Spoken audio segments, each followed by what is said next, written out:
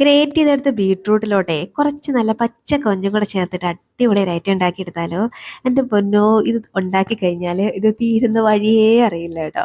അപ്പോഴൊരു ചട്ടിയിൽ ഒരു പാൻ അടുപ്പത്തേക്ക് വെച്ച് അതിലേക്ക് വെളിച്ചെണ്ണ ആഡ് ചെയ്ത് കടുകും ചെറിയ ജീരകമൊക്കെ ഇട്ടൊന്ന് മൂത്ത് വരുമ്പോഴേക്ക് ഇനി അതിലേക്ക് കുറച്ച് സവാള അരിഞ്ഞതും ചേർത്ത് നല്ല പോലെ ഒന്ന് വഴറ്റിയെടുക്കണം. കൂടെ കുറച്ച് പച്ചമുളക് അരിഞ്ഞതും, ഇനി അതിലേക്ക് കുറച്ച് കറിവേപ്പിലയും കൂടെ ചേർത്ത് നല്ല പോലെ ഒന്ന് വഴറ്റിയെടുത്തിട്ട് അതിലേക്ക് അത്യാവശ്യം വലിയൊരു തക്കാളി തന്നെ ചേർത്ത് കൊടുക്കണം.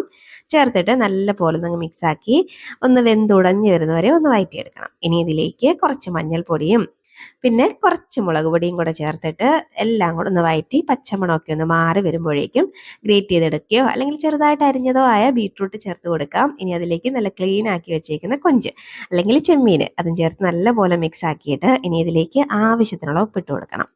ഉപ്പും ചേർത്തിട്ട് വീണ്ടും ഒന്നുകൂടെ മിക്സ് ആക്കി ഇതൊന്ന് അടച്ച് വെച്ചിട്ട് വേവിച്ചെടുക്കണം. വെള്ളം ഒന്നും ചേർക്കരുത്.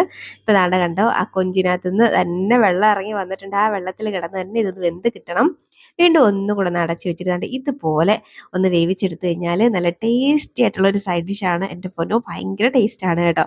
അപ്പോൾ എന്തായാലും ട്രൈ ആക്കി നോക്കണം. ട്രൈ ആക്കി നോക്കിയിട്ട് അഭിപ്രായം പറയാൻ മറക്കരുത് കേട്ടോ.